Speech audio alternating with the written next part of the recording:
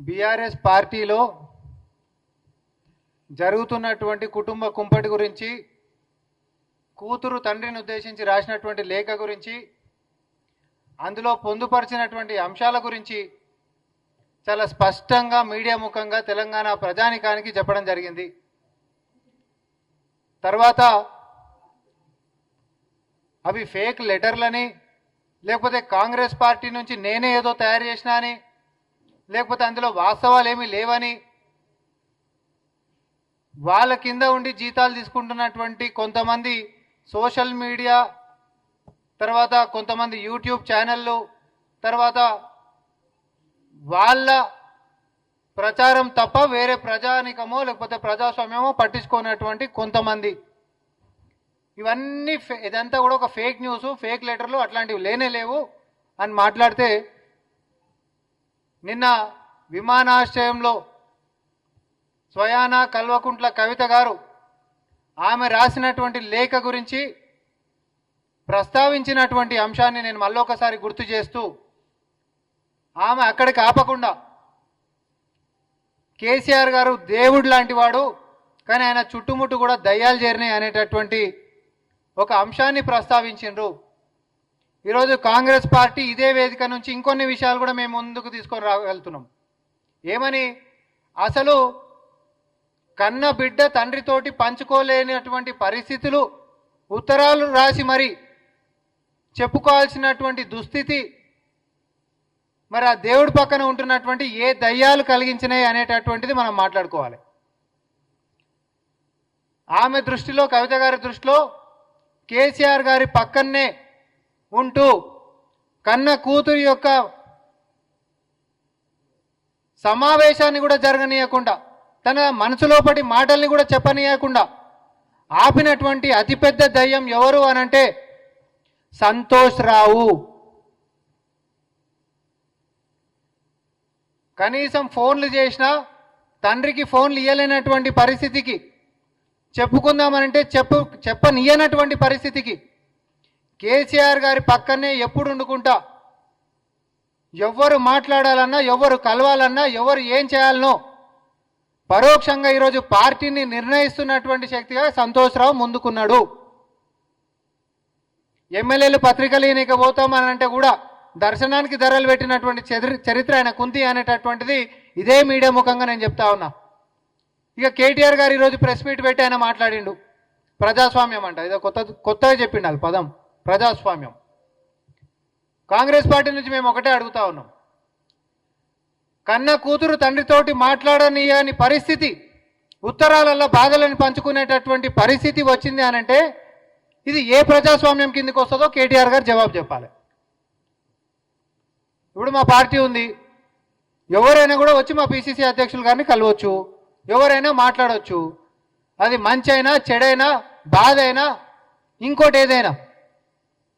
ప్రజాస్వామ్యం గురించి మాట్లాడినటువంటి కేటీఆర్ గారు మీ కుటుంబ సభ్యుల్లో మరీ ముఖ్యంగా మందితో పోల్చుకుంటే కవిత గారి గురించి మాట్లాడింది. ఈరోజు మా పార్టీ అని ఎంతసేపు కవిత గారిని దూరం చేసి మాట్లాడాడు. మీ లోపల ఉంటున్నటువంటి కుంపటి ఈరోజు బాటంగా బహిర్గతం అయింది కాబట్టి, స్వయాన కవిత గారే నిన్న మీడియా ముఖంగా చెప్పిరు కాబట్టి ఇంకా దాగుడు మూతలు అక్కడ ఎక్కడున్నాయి. కానీ నేను ఈరోజు ఈ యొక్క ప్రెస్ మీట్లో ముఖ్యమైనటువంటి ఒక ఉద్దేశం ఏంటిది చెప్పదలుచుకున్నామనంటే, ఈ దయ్యాలు అనేటటువంటి పదంలో అతిపెద్ద దయ్యం సంతోష్ రావుగా, తర్వాత సొంత సోదరైనటువంటి కవిత గారిని కూడా వెనకాలేసుకొని రాకుండా సామాన్య కార్యకర్తలతో కంపేర్ చేసినటువంటి రెండో దయంగా కేటీఆర్ గారు, తర్వాత హరీష్ రావు గారు. ఇది ఇట్లుంటే ఆమెకు ఆల్రెడీ అన్యాయం జరిగింది, నా మాట వినేటోళ్ళు ఎవరు లేరు, చుట్టుముట్టు దయ్యాలు చేరినాయి, అసలు సిసలైనటువంటి వాళ్ళ యొక్క భావస్వేచ్ఛ అనేది కేసీఆర్ గారి దగ్గర దాకా పోతలేదు అనడమే కాక, కవిత గారిని సస్పెండ్ చేసేటటువంటి దానికి పావులు కదుపుతున్నటువంటి దాంట్లో కూడా ఒక పెద్ద దయ్యము క్రియాశీలక పాత్ర పోషిస్తుందని చెప్పి ఇదే మీడియా ముఖంగా నేను తెలియజేసుకుంటా ఉన్నా.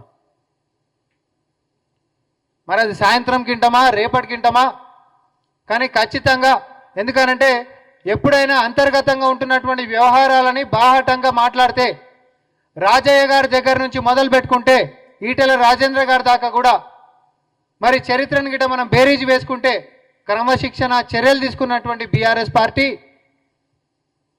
మరి అవే క్రమశిక్షణ చర్యలు కుటుంబ సభ్యులైనటువంటి కవిత గారి మీద కూడా తీసుకోవాలనేటటువంటిది ఒక దయ్యమే దీనికి బాగా పెద్దన్న పాత్ర పోషిస్తుంది అనేటటువంటిది ప్రజల ముందుకు రాబోతుంది.